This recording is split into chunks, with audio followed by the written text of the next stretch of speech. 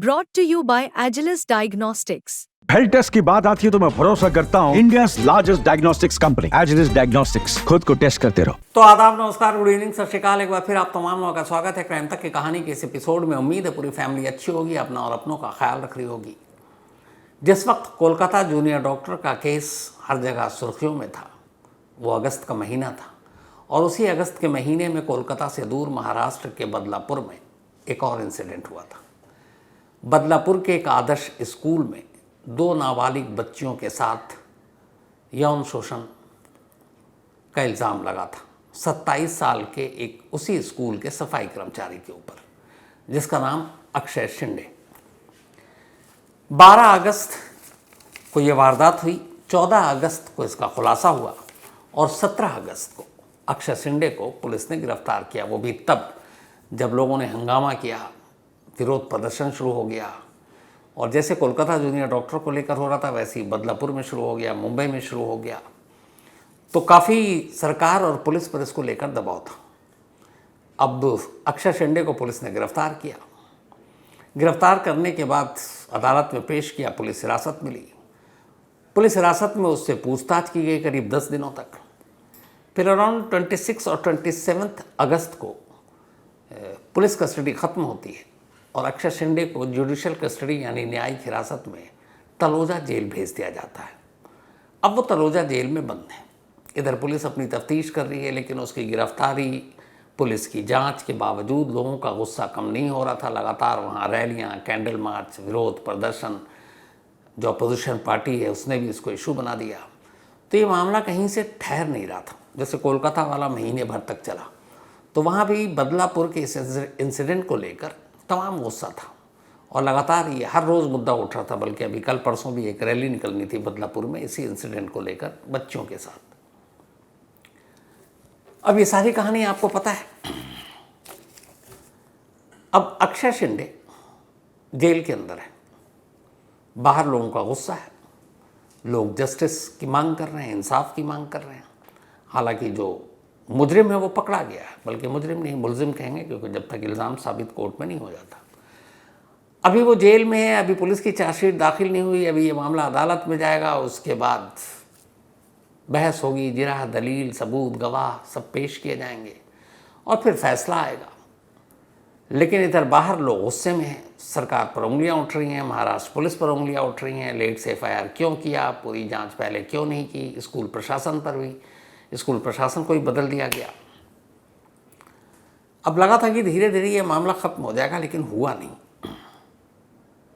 और इसी बीच में 23 सितंबर यानी 2 दिन पहले, यानी कि मंडे को एक ऐसी चीज़ हुई जिसको लेकर आज महाराष्ट्र बल्कि मुंबई में बॉम्बे हाई कोर्ट में लंबी बहस चली और बॉम्बे हाई कोर्ट के 2 जजों की बेंच ने जो कहा वो शायद हमारे देश में चल रहे नए ट्रेंड के बारे में काफ़ी कुछ कह गया। क्या कहा, क्यों ये बॉम्बे हाई कोर्ट की अचानक मैं बात कर रहा हूँ, तो इसकी जड़ में है एक एनकाउंटर। वही अक्षय शिंदे जिसको उस आदर्श स्कूल की 2 बच्चियों के साथ यौन शोषण के इल्ज़ाम में गिरफ्तार किया गया, 10 दिन तक पुलिस हिरासत में रहा, फिर अब जुडिशल कस्टडी में तलोजा जेल में बंद है। उसी का कैसे इनकाउंटर होता है। अपने करियर में ऐसे इनकाउंटर की कहानी मैंने शायद नहीं सुनी, तमाम तरह की तो सुनी है, इस तरह वाली नहीं सुनी जैसे ये इनकाउंटर परसों हुआ है। पहले इनकाउंटर की कहानी पूरी डिटेल में, उसके बाद बॉम्बे हाई कोर्ट की बात करेंगे। जब अक्षय शिंदे को गिरफ्तार किया गया, जेल भेज दिया गया, उसके बाद अचानक अक्षय शिंदे की 2, 3 या 4 शायद बीवियाँ हैं। एक बीवी एक रोज़ पुलिस स्टेशन पहुंच जाती है और पुलिस स्टेशन पहुंचकर वो अपनी वाइफ के ख़िलाफ़, वह अपने हस्बैंड के ख़िलाफ़ एक कंप्लेंट लिखाती है पुलिस स्टेशन में। और वो कंप्लेंट थी अपने ही हस्बैंड अक्षय शिंदे के ख़िलाफ़ अननेचुरल सेक्स या फिर अप्राकृतिक यौन संबंध बनाने की। अब वो कंप्लेंट रख ली गई, इधर पुलिस कस्टडी ख़त्म, वो जुडिशल कस्टडी में है। अचानक 23 सितंबर को यानी 2 दिन पहले क्राइम ब्रांच की टीम अक्षय शिंदे की वाइफ की उस कंप्लेंट पर जागती है दोपहर के करीब 2:30 बजे थे। 2:30 बजने से पहले क्राइम ब्रांच की टीम अक्षय शिंदे की वाइफ की कंप्लेंट को लेकर कोर्ट पहुंचती और कहती है कि ये एक और शिकायत है उसके खिलाफ, तो हमें उससे पूछताछ करनी है, उसको इंट्रोगेट करना है, इसलिए उसे जेल से निकाल कर पूछताछ करने की इजाज़त दी जाए। अमूमन ऐसा होता है कि कोई भी अगर जेल में चला गया और केस में कोई नया मोड़ आया, नई इन्फॉर्मेशन मिली है, नए सबूत गवाह हैं, तो फिर उसे जेल से निकाल कर पूछताछ की जा सकती है पुलिस हिरासत में, लेकिन वो अदालत की इजाज़त चाहिए। कई बार जेल के अंदर ही आपको पूछताछ कर सकते हैं, कई बार होता कि नहीं उसे स्पॉट पे भी ले जाना, कहीं और ले जाना, तो आप बाहर भी ला सकते हैं। तो यही दलील दी क्राइम ब्रांच की टीम ने मुंबई की और कहा कि हमें अक्षय शिंदे की वाइफ की कंप्लेंट पर उससे पूछताछ करनी है, तो इसलिए उसको तलोजा जेल से बाहर निकालना है। अदालत ने इजाज़त दे दी।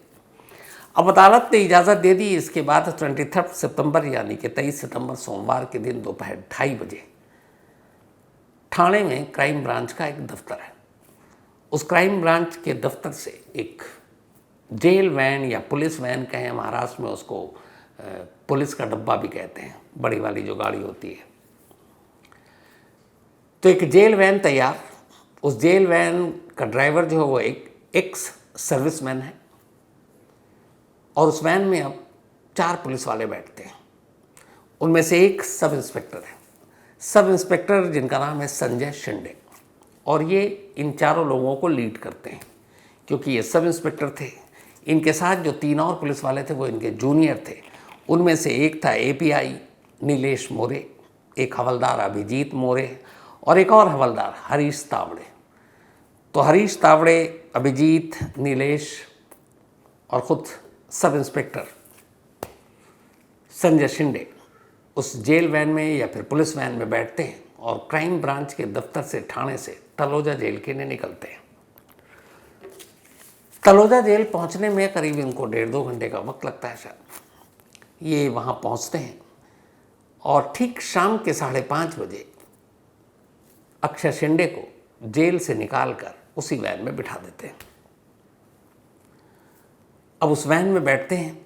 जेल का वैन आपने देखा होगा बहुत सारे ऐसे, तो जेल के वैन में ये होता है कि आगे ड्राइवर है, कई फिल्मों में भी देखा होगा, और उसके बाद पीछे जालियां होती हैं और पीछे बंद, फिर बिल्कुल पीछे से दरवाज़ा खुलता है, उसमें लॉक वॉक लगा देते हैं। तो जो ड्राइवर है वो जेल वैन के अंदर पीछे की तरफ नहीं जा सकता आगे से, क्योंकि रास्ता नहीं है, वो पीछे ही जाना पड़ेगा। तो ड्राइवर बैठते हैं और ड्राइवर के बराबर में बैठते हैं संजय शिंदे।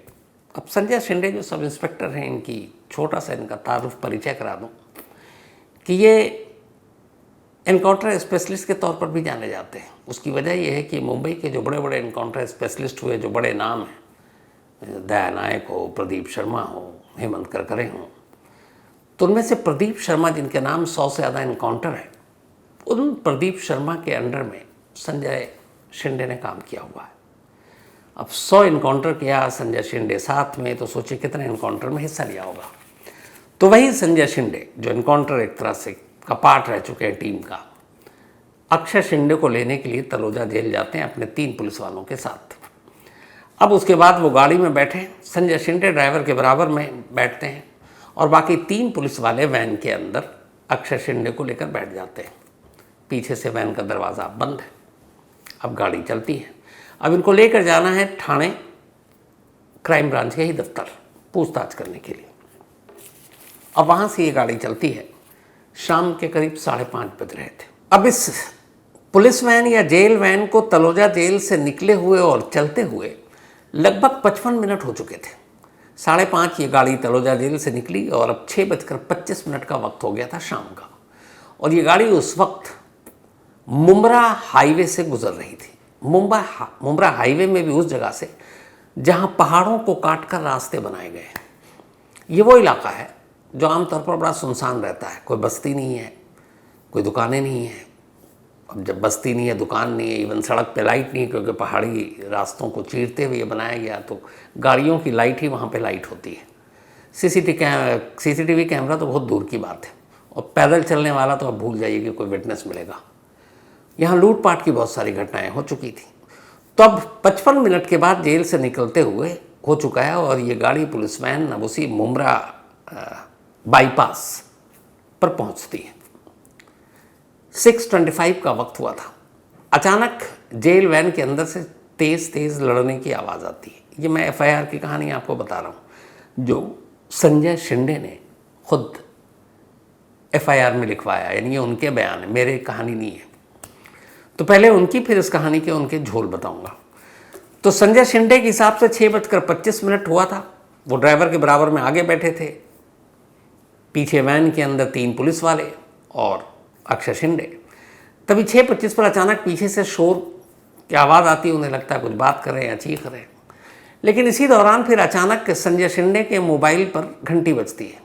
वो देखते हैं मोरे फ़ोन कर रहा है। अब मोरे वही जो एपीआई है, वो उसी वैन में बैठे हुए पीछे, लेकिन फ़ोन इसलिए कर रहे हैं कि वो उस वैन में बात नहीं कर सकते थे, क्योंकि वो ड्राइवर की सीट पे आगे जाली है और सब कुछ लगा हुआ, आप पीछे जा नहीं सकते, वहाँ से खोल के रास्ता नहीं, वो पीछे से ही गेट खुलता है। जो जब मैंने शुरू में कहा कि जेल के जो वैन होते हैं उसी तरीके से होते हैं।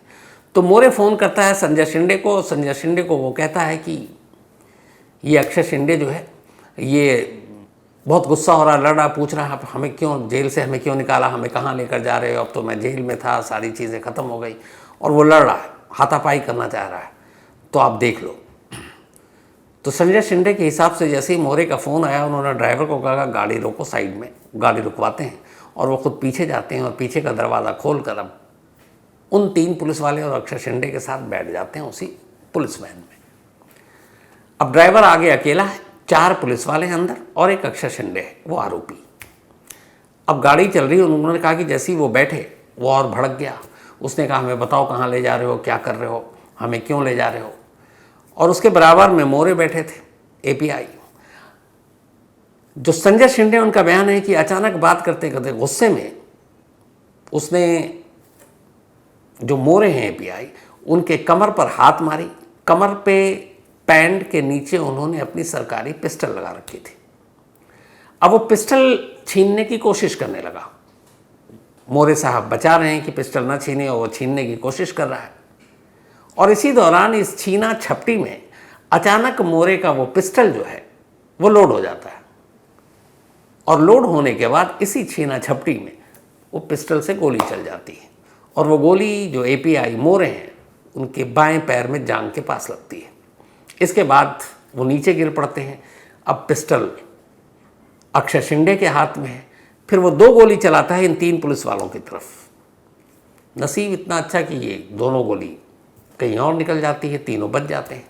अब ये देखकर कि उसके हाथ में पिस्टल है, वो गोली चला रहा है अपने साथियों की सुरक्षा के लिए, संजय शिंदे एनकाउंटर स्पेशलिस्ट प्रदीप शर्मा की टीम में रह चुके अचानक अपनी पिस्टल निकालते हैं और सीधे करीब से गोली चला देते हैं।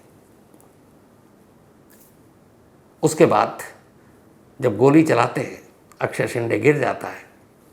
जेल वैन चल रही है। इसके बाद ये छत्रपति शिवाजी अस्पताल वहाँ से कुछ ही दूरी पर है। जेल वैन वहाँ जाकर रुकती है। घायल मोरे को अस्पताल ले जाया जाता है, उसके बाद शिंदे को ले जाया जाता है। बाद में पता चला था शिंदे की मौत हो गई। और मोरे को भी जो गोली है वो पैर के पास, जांघ के पास लगी, लेकिन वो भी ठीक। जो बाकी 2 पुलिस वाले थे उनको भी एडमिट करा दिया गया। तो पूछा गया कि इन दोनों को क्यों कराया गया, तो पता चला कि इस गोलीबारी के चक्कर में उन दोनों का बीपी बढ़ गया और दोनों को एंग्जाइटी हो गया था। हालांकि कुछ देर बाद उन्हें छुट्टी दे दी गई। तो इस तरीके से अक्षय शिंदे का इनकाउंटर हो गया। अब ये जो भी अभी तक मैंने आपको कहानी सुनाई, ये सुनी सुनाई नहीं है, ये बाकायदा उस एफआईआर की कहानी है जिसमें ये सब कुछ लिखा हुआ है। मराठी में है ये एफआईआर। हमारी टीम में प्रवेश पांडे है मुंबई से, उसने इसका पूरा ट्रांसलेट किया है। तो ये संजय शिंदे सब इंस्पेक्टर, उनकी ज़ुबानी लिखाई गई एफआईआर का पूरी कहानी, एफआईआर की मजमून ये है कि इस तरीके से अक्षय शिंदे की मौत हो गई। अब आइए इस एफआईआर के बाहर की कहानी। आमतौर पर जब किसी जेल से किसी कैदी को निकाल कर हिरासत में लिया जाता है, पूछताछ की जाती है, तो जैसा मैंने कहा अदालत से इजाज़त लेते हैं, उसके बाद आप जेल जाते हैं। 2 सूरत है, आप जेल में ही पूछताछ करें, नहीं तो बाहर निकाल कर। जब बाहर निकालते हैं तो फिर प्रोसीजर ये है कि पहले आप उसका मेडिकल टेस्ट कराएंगे। मेडिकल टेस्ट कराने के बाद आप फिर कोर्ट को रिपोर्ट देंगे कि भैया ये बाहर है 24 घंटे के अंदर अंदर और हमें इससे पूछताछ करनी है। ये सारे काम आमतौर पर 6 बजे से पहले हो जाते हैं। यहाँ पुलिस पहुँचती है 5:30 बजे लेने के लिए।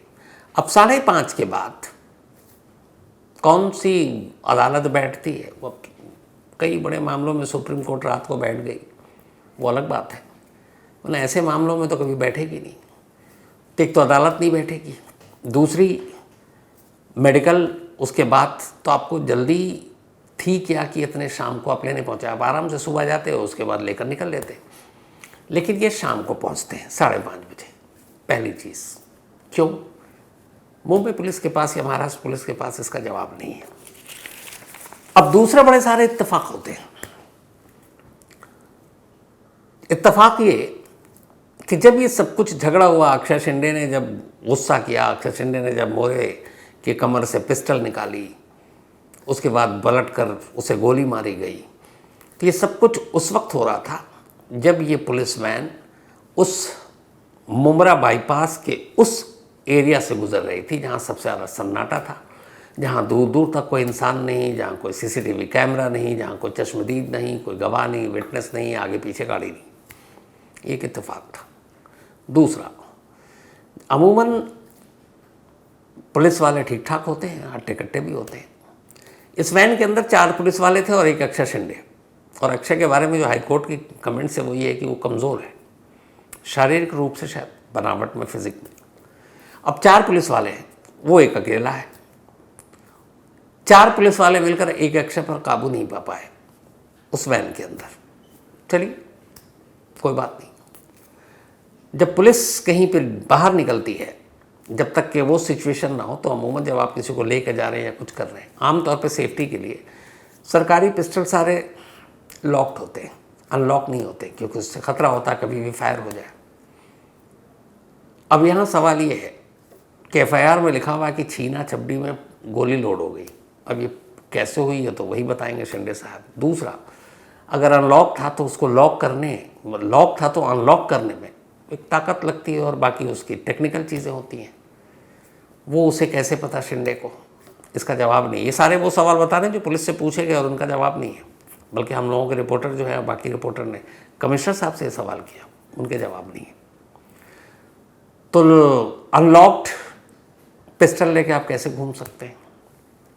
चलो जी, एक SOP होता है, स्टैंडर्ड ऑपरेटिव प्रोसीजर, पुलिस वालों को। इसके बारे में आपको बताया हूँ कि अगर कभी ऐसा लगता है कि एनकाउंटर की नौबत है, मजबूरी है, तो अमूमन पहले पैर पे गोली मारी जाती है, और अगर सामने वाले के हाथ में हथियार है और आप करीब हो तो उसके हाथ पे भी आप गोली मार सकते हैं ताकि हथियार गिर जाए। लेकिन यहाँ बिल्कुल करीब से पहली गोली, एक ही गोली चली और सीधे सर में लगी। पुलिस के हिसाब से और FIR के हिसाब से जो अक्षय शिंदे है, उसने मोरे का पिस्टल छीन कर पहली गोली तो पैर में लगी, इसके बाद 2 और गोली चलाई। वो दोनों गोली कहाँ गई पता ही नहीं है, क्योंकि लगी तो है नहीं, लेकिन कहाँ गई उसका सबूत और सुराग पुलिस वाले ने ढूंढा ही नहीं ना, पता किया। तो ये भी अजीब बात है कि वो गोलियां गई कहाँ, जबकि चली 3 राउंड है, एक पैर में लगी, 2 कहाँ गई ये भी पता नहीं है। और सबसे कमाल की बात ये कि जब से ये छीना झपटी शुरू हुई वैन के अंदर, उस वक्त से लेके ये गोली चलने, चाहे मोरी घायल हुआ, मोरे जो API हैं, या फिर अक्षय के सर में गोली लगी है, वैन कभी नहीं रुकी।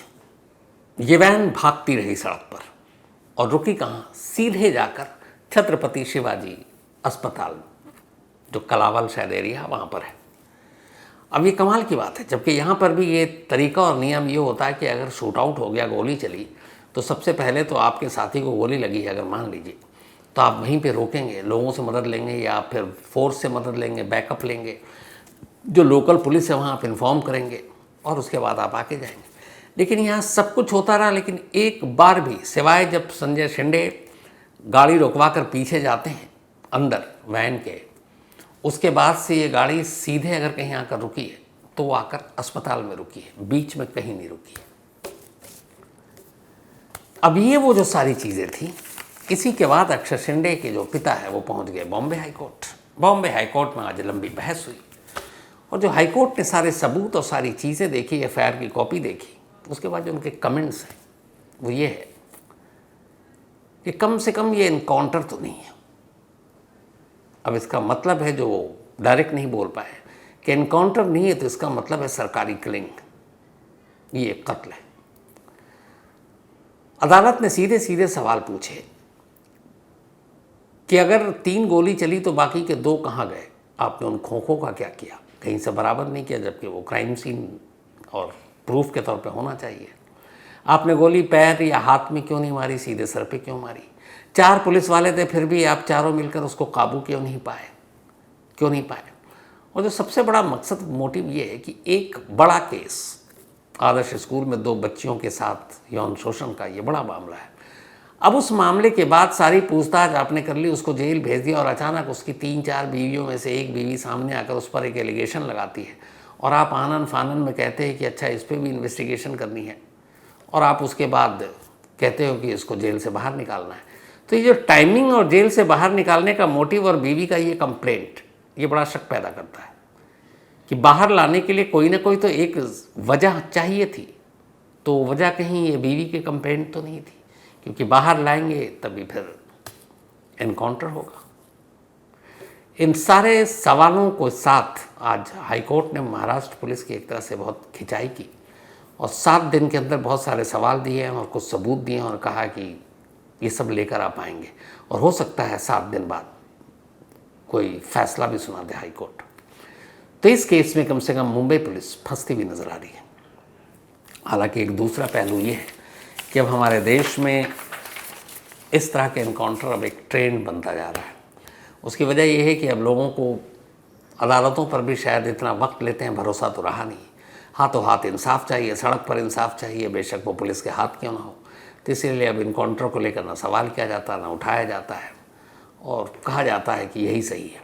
दूसरी तरफ जिस बम्बई हाईकोर्ट ने आज ये सारे सबूत और सवाल को लेकर सवाल खड़े किए, उस हाईकोर्ट को ये पुलिस के ऊपर भी सवाल खड़े करने के साथ साथ मेरा ये मानना है कि ये अपने कम से कम बाकी अदालतों को तो ये मैसेज देना चाहिए कि अगर इंसाफ में इतनी देरी होगी तो ये जो ट्रेंड बनता जा रहा है ना, फटाफट ऑन स्पॉट इंसाफ, इसका चलन बढ़ेगा। तो इसके लिए अदालत ने बेशक महाराष्ट्र और मुंबई पुलिस की खिंचाई की, लेकिन जुडिशियल सिस्टम और अदालतों को भी खुद अपने अंदर गिरेबान में झांकना होगा कि ऐसे केस में अगर उतना ही लंबा वक्त लगेगा तो फिर काहे का इंसाफ, और तब ऐसी चीज़ें होंगी और लोग इस पर खुश होंगे। यही वजह है कि ये 12 अगस्त का मामला अभी भी बदलापुर में लोग इसके खिलाफ आंदोलन कर रहे हैं। लेकिन बदलापुर जैसे इंसिडेंट का बदला इस तरह से लिया जाए, ये क्या सही है या गलत है? आप लोग फैसला कीजिए। तो कहानी में फ़िलहाल इतना ही, लेकिन कहानी ख़त्म करूँ उससे पहले वही अपना सिलसिला। आज तस्सु, इनका बर्थडे है, तो हैप्पी बर्थडे तस्सु। और ये साजिद वोहरा उनकी बिटिया है, and thank you so much mail के लिए। आरवा पटेल, इनका भी आज बर्थडे है, तो हैप्पी बर्थडे आरवा। और ये इश्क सूरती उनकी सिस्टर हैं। आरिफा नाना बाबा, इनका भी आज बर्थडे है, तो हैप्पी बर्थडे आरिफा। और ये अशरफ नाना बाबा की वाइफ हैं। साथ ही तनु कुमारी का भी आज जन्मदिन है, तो हैप्पी बर्थडे तनु जी। और ये मिथिलेश कुमार ने भेजा है। इसके अलावा बंशी खिमजी सागर, इनका भी आज बर्थडे है, तो हैप्पी बर्थडे बंशी जी। और ये राजेश खिमजी जी की सिस्टर हैं नेपाल से। अंजलि, इनका भी आज बर्थडे है, तो हैप्पी बर्थडे अंजलि। और भेजा आदेश कुमार ने। इसके अलावा कृतिज्ञा दहाल, इनका भी आज बर्थडे है, तो हैप्पी बर्थडे कृतिज्ञा। और ये कल्पना और विष्णु प्रसाद दहाल जी की बिटिया हैं। और कृष्ण दीप इनके भाई हैं, ये नेपाल से हैं। शायद अंजलि और आदर्श जी नेपाल से नहीं है। इसके अलावा किरण एंड राकेश नाग्याल, इन दोनों की आज मैरिज एनिवर्सरी है। और राकेश जी अपने सेना में हैं, तो हैप्पी बर्थडे किरण जी और राकेश जी। आप दोनों हमेशा अच्छे रहें, खुश रहें। और इत्तेफाक से आज इनके बेटे आरफ का जन्मदिन भी है, तो आरफ के मम्मी पापा की एनिवर्सरी और आरफ का बर्थडे, डबल धमाका, डबल खुशी। तो हैप्पी बर्थडे आरफ, हमेशा अच्छे रहो, खुश रहो। और किरण जी और राकेश जी, आप दोनों को जन्म एनिवर्सरी की बहुत बहुत बधाई। तो कहानी में आज इतना ही। अब आपसे मुलाकात होगी कल रात 9 बजे किसी नई कहानी के साथ। तब तक अपना और अपनों का ख्याल रखिएगा। Thank you very much.